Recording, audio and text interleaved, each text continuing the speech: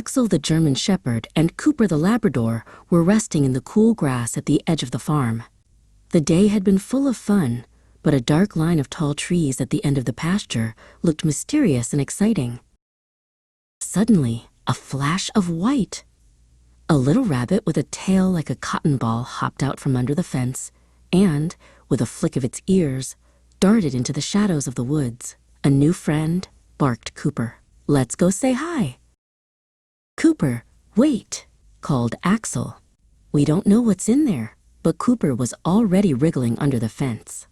With a sigh, Axel, ever the loyal friend, followed him into the cool, quiet woods. The world changed instantly. Tall trees made a leafy roof high above them, and the air smelled of damp earth and pine needles. Sunlight peeked through the leaves in scattered patches. Every rustle and chirp was a new sound. They followed the rabbit's trail deeper into the woods. High above, a family of squirrels chattered loudly, dropping acorn shells that rained down around them. The rabbit's path led them through a thicket of giant ferns. Cooper, full of joy, pounced and bounded through the big green leaves, playing a game of hide-and-seek with himself. The trail ended at a babbling brook. Splash! Cooper jumped right in, sending cold, clear water flying everywhere. "It's chilly," he yipped, shaking his wet fur. Axel, who didn't like getting his paws wet unless he had to, found a mossy log that had fallen across the water. He walked carefully across it, his tail held low for balance, like a circus performer on a tightrope. But on the other side of the brook, the rabbit's trail was gone. The trees looked all the same, and the farm felt very far away.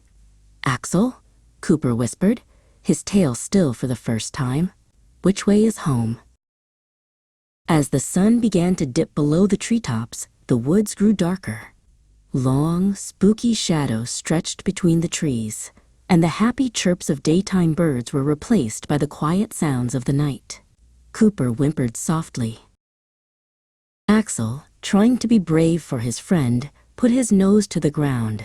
He sniffed and sniffed, searching for a familiar scent of hay or home. But all he could smell was damp earth and strange, wild flowers. Suddenly, a deep hoo-hoo echoed from a branch right above them.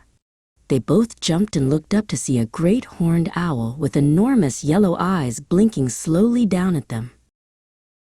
The owl, whose name was Professor Hoot, tilted his head. "Lost, are we?" he asked, his voice as soft as rustling leaves. The woods can be tricky for those who don't know its secrets. "We just want to find our way home," Axel explained. Professor Hoot hooted thoughtfully. "Listen for the smallest cricket," he advised. "He always sings toward the open fields." But just as they strained their ears to listen, a different sound caught their attention. It was a tiny, sad cry from behind a large fern. Peeking through the leaves, they saw a little fawn, all spots and wobbly legs. It was all alone and looked very scared. Cooper moved forward slowly and gave the fawn's nose a gentle lick. "Don't be scared," he whimpered softly. "We're friends." The fawn, whose name was Pip, stopped trembling and looked at him with big, curious eyes. Axel stood guard over them, scanning the dark trees. He knew a baby animal alone was not safe. He stood tall and proud, ready to protect his new little friend from any danger. Just then, a beautiful, graceful doe stepped silently out from behind a tree. She nudged her baby Pip with her nose. She wasn't angry at the dogs. Her soft brown eyes seemed to say, "Thank you for finding my little one." The mother deer, whose name was Willow, dipped her head toward the two dogs. She could tell they were kind, and she knew they were lost. Willow gave a flick of her white tail, a clear signal to follow. She led the way, with Pip trotting close by her side. Willow led them along a secret deer trail, a path so faint they never would have found it on their own. It wound around a grumpy badger's den, and they had to walk on their tiptoes so they wouldn't wake him up.